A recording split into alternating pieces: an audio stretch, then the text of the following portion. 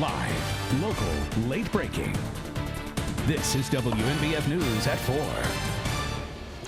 Right now at 4, Decision 2020 coverage continues on WMBF News. Joe Biden expected to speak at any moment in Wilmington, Delaware. We'll take you there live once it begins. The race for the White House growing more contentious. A short time ago, President Donald Trump's campaign announced legal action to temporarily stop the vote count in Pennsylvania, claiming a lack of transparency. This comes hours after the campaign filed a lawsuit to stop the ballot counting in Michigan, also due to concerns over transparency at counting locations. And several battleground states remain undecided, including North Carolina. We're watching the race to 270 electoral votes as we continue our team coverage of Decision 2020. Also, as we await the winner of the U.S. presidency, Horry County races already have unofficial results. However, election officials say thousands of votes still need to be counted. And after a cold and frosty start to the work week, a big warming trend to finish the week. All ahead in my certified most accurate forecast. It's 4 o'clock. I'm Meredith Heeline. First this afternoon, let's give you an updated look at that electoral map. Here's live data showing the very latest on the race between President Donald Trump and Democratic challenger Joe Biden as they try to win the race to 270 electoral votes. The Associated Press says 5 states, Georgia, Michigan, Nevada, North Carolina, and Pennsylvania, the ones in gray, remain too close to call. Earlier this afternoon, the AP called Arizona for Biden, giving him 248 electoral votes compared to the president's 214. We'll keep you updated on this race and on this map throughout the evening. Plus, in just a few minutes, how both candidates are handling the uncertainty. While we wait for the final numbers to come in on the presidential ticket, races here in Horry County now have unofficial results. But WMBF News reporter Catherine Phillips spoke with Horry County's director of elections and learned there's at least 15,000 votes not counted as of earlier today. She's live now with the story. Catherine. Yes, Horry County officials were still counting votes for most of the day today. They say there were some technical issues with mail-in ballots with reading them after they were scanned. Horry County Director of Elections Sandy Martin says they were able to scan all of the ballots last night, including all the mail-in votes. However, Martin says early in the morning, they realized once scanned, not all were showing up in their computer system. Martin says they've worked on fixing it today. She adds there's at least 15,000 to 20,000 votes still waiting to be counted. Since they are all mail-in votes, it's across all precincts and districts, so it could impact the final numbers in a variety of races. Martin wants to remind people all results are unofficial until they certify the results. We'll either get them from the flash drive or we'll hand enter them sometime today because we certify on Friday, so it has to be all done before then. Now, a reason why Martin says she's more frustrated than worried is because they are all mail-in votes and they have a distinct paper trail, so it's not like any votes have been lost. WMBF's Zach Wilcox is in Florence following up on the mayoral race there. Zach, history was made last night. Florence checked off 2 mayor milestones last night when it elected Teresa Myers Irvin. She became the first woman in the city's history to be elected mayor, and she also became the first African American. But it actually also checked off a city council milestone when it elected Shaquez McCall. McCall is a 27-year-old Florence attorney who won the race for one of the at-large city council seats. That makes him the youngest city council member ever elected in Florence. McCall says he felt like he could win if he got 2 votes, his wife and his grandmother. His wife said she'd vote for him, but his grandmother said she'd have to wait and see. He'll serve alongside the new mayor for the term. McCall thinks Irvin's election will inspire the next generation of Florence politicians. That historic moment of her being on the ballot it motivates me a lot, right? It motivates a lot of people, a lot of young kids out there looking at politicians that does not look like them.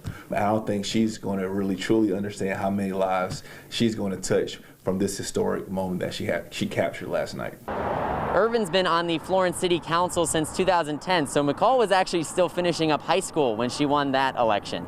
In Florence, Zach Wilcox, WMBF News. With over 90% of South Carolina's precincts reporting, the state says voter turnout is almost 69% of registered voters. scvotes.org says as of now, 2,414,311 ballots have been cast statewide. Of those, more than 1.3 million votes have been cast for President Trump. Over 1 million votes have gone to Joe Biden. Similarly, over 1.3 million votes went to incumbent Senator Lindsey Graham. A little over 1 million votes went to challenger Jamie Harrison.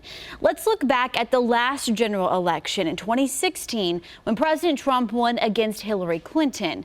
Voter turnout was just about a percentage point less than this year at almost 68% statewide. Trump had over 1.1 million votes. Clinton had over 850,000 votes.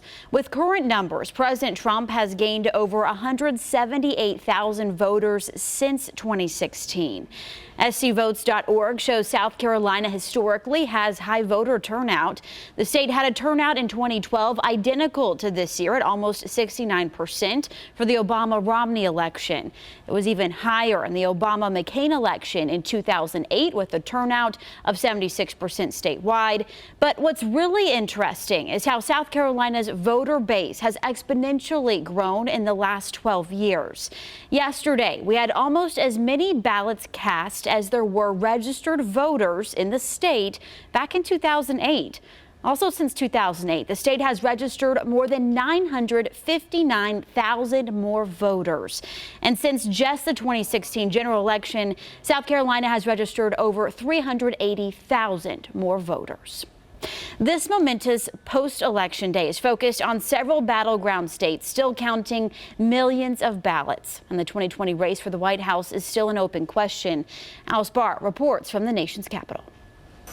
With election results still hanging in the balance, NBC News this afternoon projecting Joe Biden as the apparent winner of Wisconsin, boosting his margin over President Trump. The results in that key battleground so razor thin, they may depend on a recount and confirmation.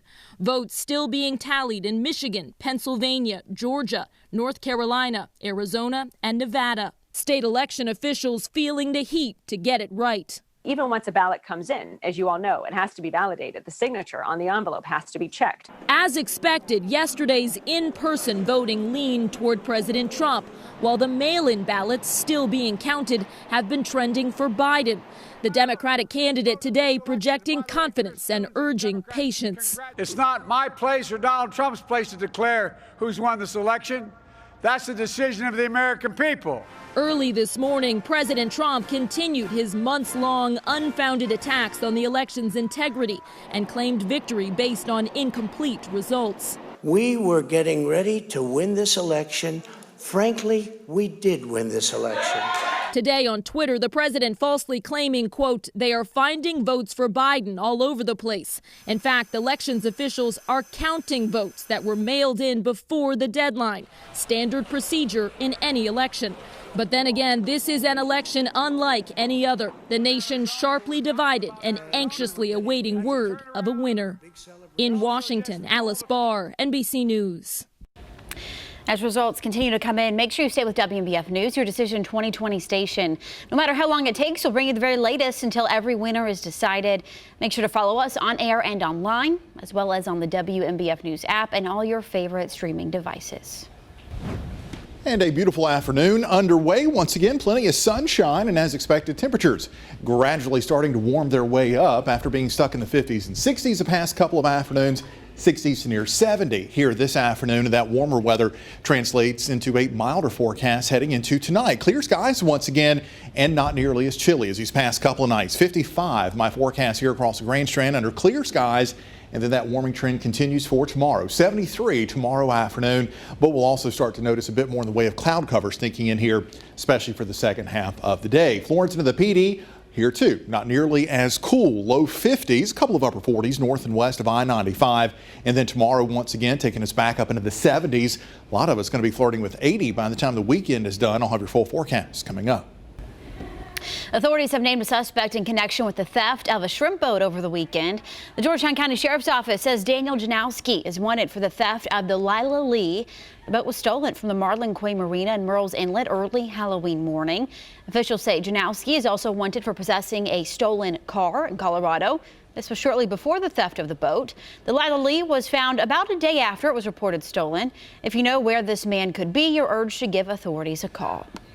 A woman is behind bars after police say she stole pain medication while working at a pharmacy. Courtney Besant is accused of taking 16 hydrocodone tablets from a patient's medication bottle while working as a technician at Health and Wellness Pharmacy on Dick Pond Road in Socastee.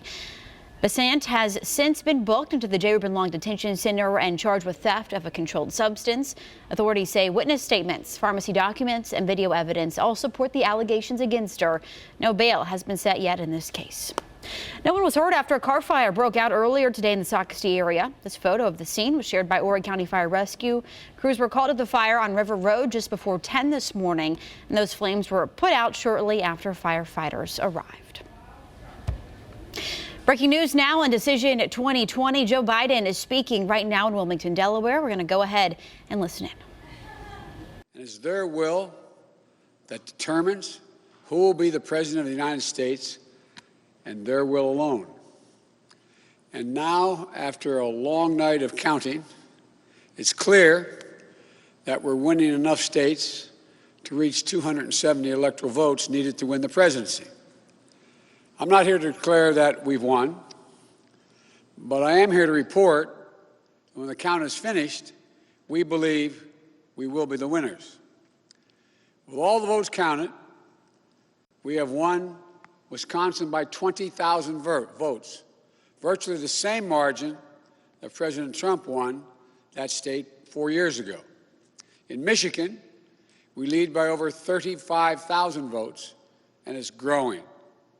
A substantially bigger margin than President Trump won Michigan in 2016. Michigan will complete its vote soon, maybe as early as today. And I feel very good about Pennsylvania. Virtually all the remaining ballots to be counted were cast by mail. And we've been winning 78% of the votes by mail in Pennsylvania. We've flipped Arizona and the 2nd District of Nebraska. Of special significance to me is that we've won with the majority of the American people. And every indication is that the majority will grow. We have a popular vote lead of nearly 3 million votes, and every indication is that will grow as well.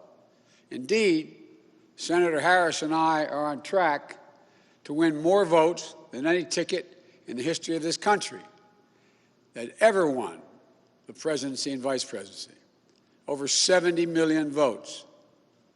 I'm very proud of our campaign. Only 3 presidential campaigns in the past have defeated an incumbent president. When it's finished, God willing, we'll be the 4th. This is a major achievement. This is a major achievement. And it's been a long and difficult campaign, but it's been a more difficult time for our country, a hard time. We've had hard campaigns before. We've faced hard times before. So once this election is finalized and behind us, it'll be time for us to do what we've always done as Americans, to put the harsh rhetoric of the campaign behind us, to lower the temperature, to see each other again, to listen to one another, to hear each other again, and respect and care for one another, to unite, to heal, to come together as a nation. I know this won't be easy. I'm not naive. Neither of us are. I know how deep and hard the opposing views are in our country on so many things. But I also know this as well. To make progress, we have to stop treating our opponents as enemies. We are not enemies. What brings us together as Americans is so much stronger than anything that can tear us apart. So let me be clear. We are campaigning as Democrats, but I will govern as an American president. The presidency itself is not a partisan institution. It's the one office in this nation that represents everyone. And it demands a duty of care for all Americans. And that is precisely what I will do. I will work as hard for those who didn't vote for me as I will for those who did vote for me. Now, every vote must be counted. No one's going to take our democracy away from us. Not now, not ever. America's come too far. America's fought too many battles. America's endured too much to ever let that happen. We, the people, will not be silenced. We, the people, will not be bullied. We, the people, will not surrender. My friends, I'm confident we'll emerge victorious. But this will not be my victory alone or our victory alone. It'll be a victory for the American people, for our democracy, for America. And there will be no blue states and red states when we win, just the United States of America. God bless you all, and may God protect our troops.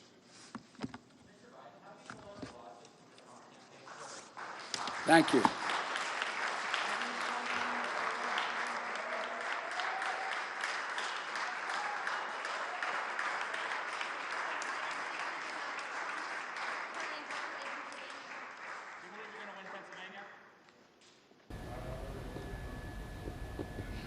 All right, Joe Biden there speaking in Wilmington, Delaware. He began by saying he believes that the way the electoral votes are coming in now, that they suspect they will be winning this election. He also spoke of unity and the nation coming together. We'll be back in 3 minutes. Now, the certified most accurate forecast from First Alert Chief Meteorologist Jamie Arnold. Well, this time yesterday, Ada was still a Category 4 hurricane with 140 mile per hour winds. Today, it's a tropical storm with just 40 mile per hour winds, working its way very slowly over the mountains of Honduras and Nicaragua, still causing tremendous flooding issues. And it's still a very tricky forecast moving forward with Ada because it's going to do a U-turn and work its way back into the Caribbean and likely going to try to regenerate before this week is done. In fact, notice the forecast models in pretty good agreement now on it coming back out into the Caribbean by late tomorrow into Friday. That's when it may regain tropical storm strength and then turning northward, perhaps threatening Florida as a tropical storm by the time we head towards the end of the weekend and into early next week. 2020 still doing its thing out there in the tropics. Thankfully for us, though, things are nice and quiet around here, but also turning warmer. Today we were up around 70.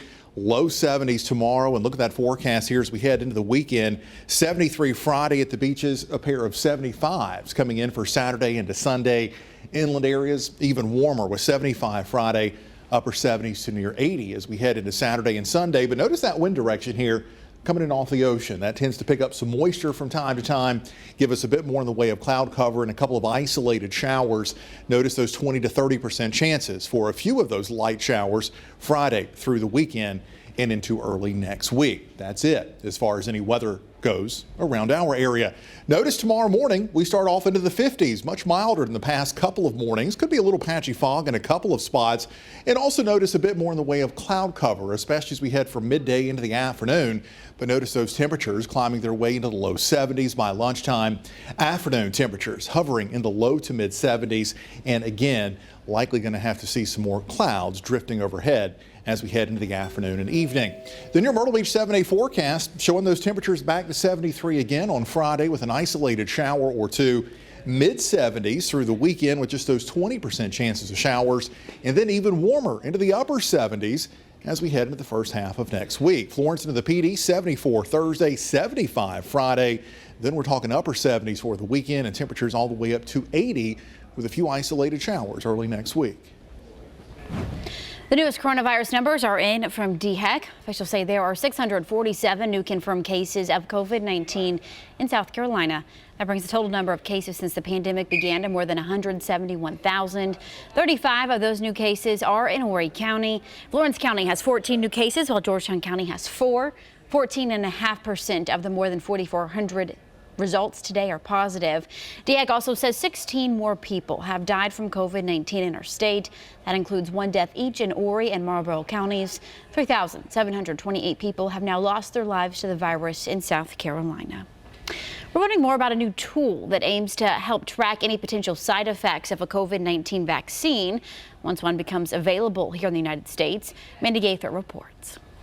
As the race for a COVID-19 vaccine continues, FDA will not authorize or approve any COVID-19 vaccine before it has met the agency's rigorous expectations for safety and effectiveness. Government officials are hoping to put minds at ease when it comes to safety. Part of that includes a new tool. It's called vSafe, a new smartphone-based active surveillance program for COVID-19, a way for the CDC to monitor vaccine recipients for any health problems through text messages and online surveys in the first week after a person receives the vaccine, and then weekly thereafter for 6 weeks, according to the agency's website.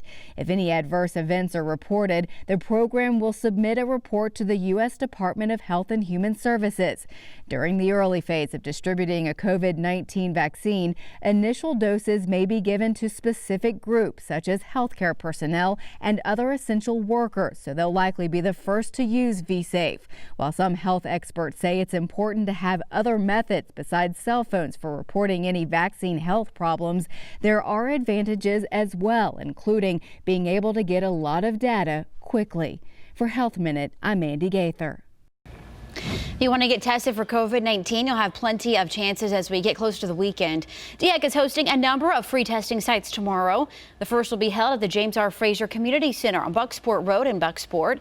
That starts at 10 in the morning and runs until 2. At the same time, another testing clinic will be set up at the Sreven Baptist Church on South Island Road in Georgetown. That'll also run from 10 that morning until 2 that afternoon. As many in the western part of the country continue to pick up the pieces in the wake of this year's wildfires, some families are left with nothing but memories. Mark Salinger shares this story. The incredible speed with which it came through this valley is mind-boggling, and then to see the mountains without trees is incredible. The fire didn't just leave scars. It's hard. They'll be missed. It came through and stole from families like this. While the home may be gone, the memories will never fade. Memories are all the East Troublesome fire left behind. A pile of rubble and memories untouched. It's just a home, but it was a home that our parents built, and it was a home they dedicated their entire life to. As a fireman, my dad didn't have the means to do it quickly, nor to hire help to come do it, and so stick by stick, he and my mom worked for 30 years building it. Never was really finished. I think we're ready to start. Do we have the whole family here? For years, the Heilman family came to the big yellow house outside Grand Lake to be together. Let's gather over here by the flag. Lyle and Mary Lynn loved having guests. The family loved coming to visit. But she always was religious about making sure that flag hung high above this meadow. And we thought there'd be no more fitting way to pay tribute to Grandma than to raise her favorite flag on her favorite pole. Today, the family gathers for a different reason. In memory of Lyle and Mary Lynn. Few things are recognizable inside the big yellow house. The flag that always flew above it was beaten and tattered, but not destroyed.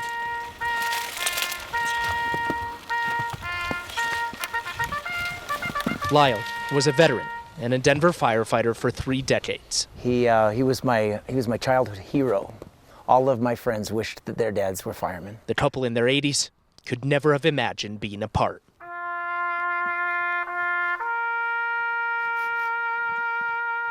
We all feel very blessed and very fortunate to have had Mom and Dad in our lives for so long. We're also thrilled that they got to do it their way. They left together. Glenn and Wayne Heilman are at peace. They know their parents died together in a place they loved. Lyle and Mary Lynn chose not to evacuate when the fire exploded. Their sons know they were at peace as well. There's a certain peace that comes from knowing that this is exactly what they wanted. They wanted our family to be together. They wanted the love that they had always exemplified to be present at the day that they were laid to rest. The fire stole a lot from Grand County. That is a miracle that these trees are still standing. Yet it spared a way for the Heilmans to say goodbye. So if you'll join me in prayer right now, we're going to have a dedication. Our Heavenly Father, 2 trees stand in a pasture burned to ash. We dedicate and consecrate this ground as the final resting place for Lyle and Mary Lynn. Lyle and Mary Lynn planted these trees years ago with the hope that one day, when their time came, they'd be buried together in the place they loved. We pray, Father, that this ground will be protected, that it will continue to be a lasting remembrance for all of us of their love for one another, their love for Thee. A final goodbye. Love you guys. And a lasting memory, just the way Lyle and Mary Lynn dreamt it would be. We have more breaking news just in the newsroom. NBC News projecting Joe Biden wins Michigan. Michigan offers 16 electoral votes. Biden addressed supporters just a short time ago in Delaware, saying he's not ready to declare victory as vote counting continues in the presidential election. However, he does remain confident that when counting is done, his ticket will win the presidency. Our Decision 2020 coverage continues next on WMBF News. Live, local, late breaking. This is WMBF News at 4:30.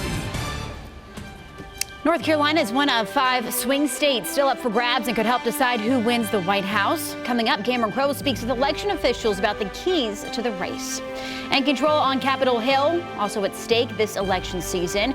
Our Decision 2020 team coverage continues from Washington. Our DC Bureau gives us an update on the balance of power in both the U.S. House and Senate. It's 4:30. Thanks for being here. I'm Meredith Headline. Your continued Decision 2020 coverage is just moments away. But first, our First Alert weather team is tracking the start of a warming trend. Chief Meteorologist Jamie Arnold starts us off this afternoon with his certified most accurate forecast. And we started to see that bit of a warm up this afternoon with sunshine. Temperatures made it into the upper 60s to right around 70. And we'll see those milder temperatures overnight tonight as well. No more 30s and 40s like the past couple of nights. Mid 50s on the beaches, upper 40s to low 50s once you head across the PD by the time you wake up tomorrow morning. So you won't need that jacket or sweatshirt, especially considering the fact temperatures warm quickly heading into tomorrow afternoon. 72 in Myrtle Beach, 72 in North Myrtle, 70 for Marion, and 74 tomorrow afternoon as we take you into Florence. And then looking ahead, that warming trend actually pushes us near 80 as we head towards the weekend. A couple of isolated showers this weekend as well. And Ada, it's going all 2020 in the Caribbean, perhaps eventually threatening Florida. The very latest on that coming up. The state of North Carolina is one of 4 swing states yet to be called in the presidential race. It has a total of 15 electoral votes up for grabs. It's actually now one of 3. Michigan was just called for Joe Biden. And as this key state hangs in the balance, WMBF News reporter Cameron Crowe spoke with an election official there about the Decision 2020 process. Yeah, we're into Wednesday afternoon and still nothing has been decided in the Tar Heel state when it comes to the presidential election. While votes are still being tallied in North Carolina, the Scotland County Director of Elections says everything went smoothly during the election. Scotland County Board of Elections Director Dell Parker says despite running an election during a pandemic, Scotland County was the first county in North Carolina to report results to the State Board of Elections. Parker says mail-in ballots didn't create an issue for them on Election Day. In North Carolina, they hold absentee meetings leading up to Election Day. During those meetings, they approve ballots and add them into their system. And on Election Day, those votes are tabulated. Parker says she isn't quite sure why the race hasn't been called in North Carolina, but that's not her main concern. Why it has not been called, I don't know. I don't know what the holdup is. I just kind of concentrate on Scotland County, and I let the State Board of Elections worry about the state as a whole. Parker says she's thankful for the people who helped the election run smoothly in Scotland County. Reporting live in Laurinburg, I'm Cameron Crowe, WMBF News. As votes continue to be counted, meet one group who wanted to use the power of music to ease some stress at the polls. We have that story in just 3 minutes.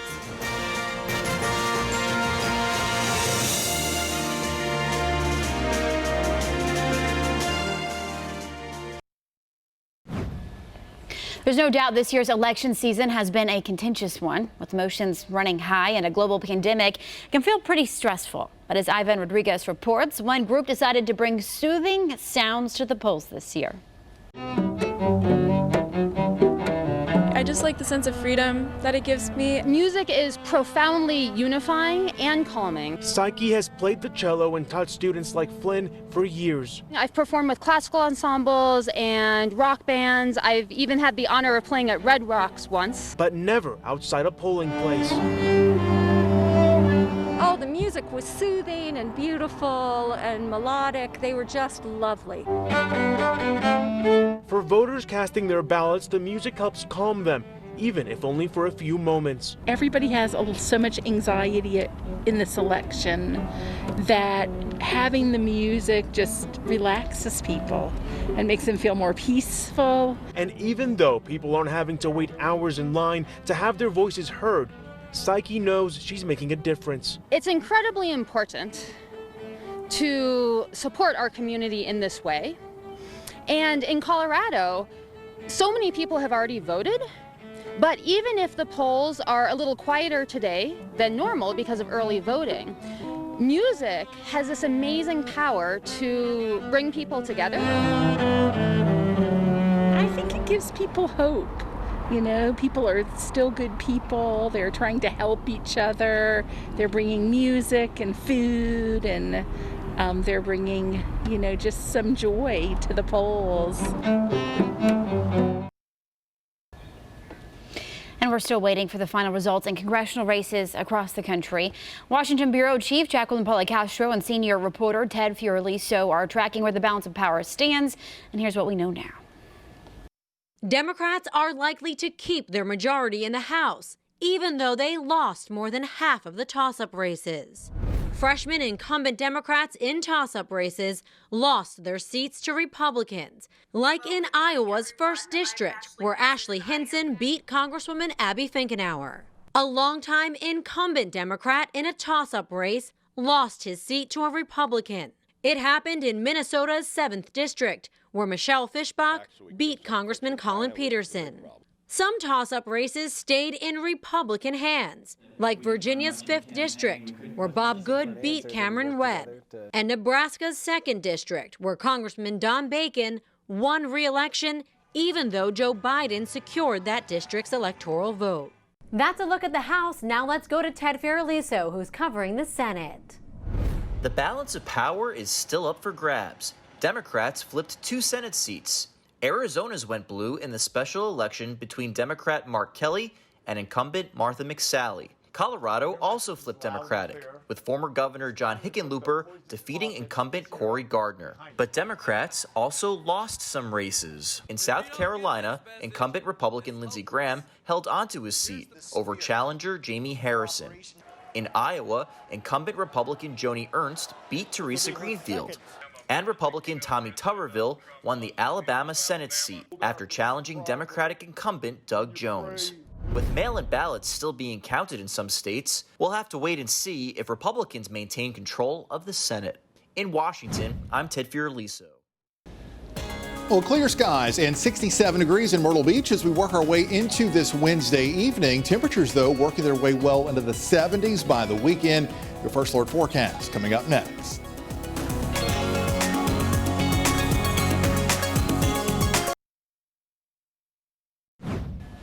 If you're looking for distraction from the polls, there's plenty of action coming to your screen this week. David Daniel has a look at 2 new movies that could keep you busy as we await those election results. You'll break your parole. Get back to prison. Anyone can get drugs inside. That's you.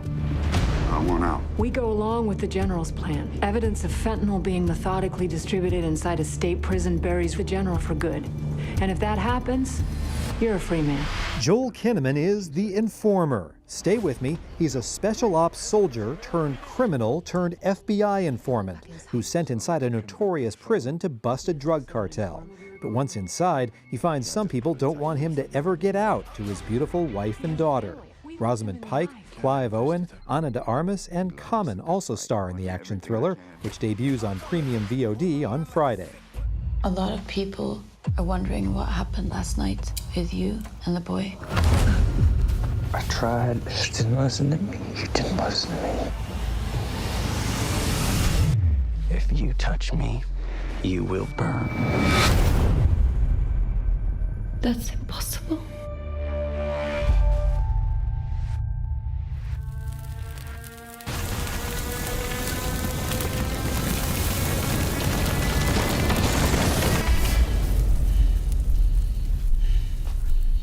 Do you believe me now? The fantasy adventure Myrtle is a superhero origin story of sorts about a young man discovering he has godlike powers. Nat Wolff stars in the film, based on ancient Norwegian mythology, which hits digital and VOD Friday and lands on Blu-ray next Tuesday. In Hollywood, I'm David Daniel. Now the certified most accurate forecast from First Alert Chief Meteorologist Jamie Arnold. Well, we're heading into a good-looking Thursday forecast as milder weather continues to gradually work its way back into the area, and it's going to be back for a while. Notice tomorrow morning into the 50s to start the day, 70s as we head towards the afternoon. The only real subtle difference in the weather tomorrow, a bit more in the way of cloud cover arriving as we head towards the late afternoon into the evening hours. The bigger story, though, does continue to be that warmth all the way into the weekend. We're talking about Saturday, Sunday temperatures between 75 and 80 degrees, but we're also going to have to bring in some more humidity as that wind coming in off the ocean picks up some moisture, gives us some mostly cloudy skies at times, and at least an isolated shower chance as we work our way through Saturday and Sunday. Notice that weekend forecast, 75 on the beaches both Saturday and Sunday, upper 70s, perhaps getting near 80 once you head across the PD, with nighttime temperatures much warmer into the 60s and just a 20% chance of an isolated shower. That chance actually starts on Friday, continues through the weekend and into early next week. Down to the tropics we go, where we do have Ada, now just a tropical storm as it has moved inland over Honduras and Nicaragua. However, it's got the Caribbean once again in its sights. The official forecast now bringing it back out over the Caribbean by the time we head towards late Thursday into Friday, once again becoming a tropical storm. And look at that, perhaps the U.S. getting involved, especially South Florida into Cuba as we head towards Sunday and Monday, maybe dealing with tropical storm Ada. European forecast model showing that trend pretty well here as Ada works its way towards South Florida early next week. 3 sanitation workers in the Northeast found a way to bring smiles and laughter to people along their route as the snow fell, and the video of their antics has since gone viral. Sam Reed shares the story. As the snow fell on Friday, 3 garbage men from Lincoln were hard at work. We knew that there was a lot of kids on our Friday route, and we wanted to do something fun and kind of festive. Pickup around town went on as usual, but since Halloween was a day away, they decided to have some fun with it. Everybody needs a little smile on the day. Even though they were frozen, literally. About a month before Halloween, we had come up with the idea to do Frozen characters. And it just so happened that it was snowing that day, so it worked out great. Blasting soundtracks 1 and 2. Anna, Elsa, and Olaf, who was driving the truck, were all decked out, wearing wigs and, of course, safety gear for their 4-hour route. Halloween, they kind of got gypped on it this year, so it was good for the kids just kind of seeing a smile and getting up. Jamal Burley had been up and at it early. He heard his wife laughing while at the window. And then I'm like, what's going on? And she's just like, Anna? Anna's outside? And I was like, what? She's like, yeah, Anna from Frozen is outside. And I was like, what do you mean? First, he saw 2 men dressed as princesses. Then Olaf made an appearance. Lashana, it just got better. Olaf? Yes. No. And then all of a sudden, Olaf pops out, and I lost it. I lost it. Jamal couldn't let it go. I just thought it was hilarious, and anything that I find that's funny, I'm always sharing. He posted this video on social media that's since gone viral. Life's too serious at times to not find humor in things. I feel like this is a good laugh that everyone needs. As long as we made one person's day, that's all that mattered by doing the whole thing. That's pretty good. We do have a recall alert for you this afternoon as Ford announced it's recalling 375,000 Explorer SUVs for a part that can break and lead to a crash. Recall covers models from the years 2013 to 2017. The company says the vehicles may have a fractured section of the rear suspension toe link. Ford says that can lead to a significant drop in steering control and potentially result in an accident. So far, 13 crashes have been attributed to that faulty part, resulting in 6 injuries. Dealers will complete an inspection if you bring it in and replace that part free of charge if necessary. Moving now to health headlines, the chief of the Oxford vaccine is optimistic it could be ready for before Christmas. Andrew Pollard told United Kingdom lawmakers at a government committee hearing today there's a small chance the treatment could be revealed to work before the end of the year. He did stress, however, that the data must be reviewed by regulators before the vaccine could be distributed, and no timeline was provided for that step. Election day has come and gone, but as we await those results, you may be feeling stressed rather than relieved. Experts with Ohio State's Wexler Center recommend lifting your spirits by cutting back on social media. Instead, put your energy into reconnecting with family and friends, even those with differing political views. Experts also say to keep in mind if you're unhappy with the results of the election, commit to doing something to make a positive impact on your community. New research shows a new normal blood pressure, but what are doctors' current guidelines? Jessica Lang explains. Nearly half of Americans have high blood pressure, and according to the American Heart Association, many don't even know they have it. Sarasota's First Physicians Group, Dr. Nicholas Sacalario, says the danger of undetected high blood pressure can come at an even higher cost. The dangers of having unrecognized high blood pressure are increased chance of heart disease, stroke, kidney disease. It's the leading cause of kidney failure. And as well as the eyes can be affected as well. So basically, organs of the body get affected in very bad ways. So that's why it's important to control. Now, research published in JAMA Cardiology finds levels of blood pressure that are typically considered normal can still be high enough to cause damage. So what is good or even normal blood pressure?